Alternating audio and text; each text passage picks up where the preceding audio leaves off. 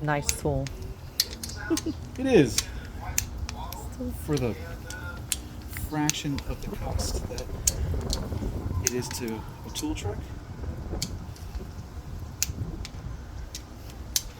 I think for me the biggest thing is like being able to hear the The clicky click. clicky. The Because the clicky click's really clicky. important, right? Like, really, my arm is strong.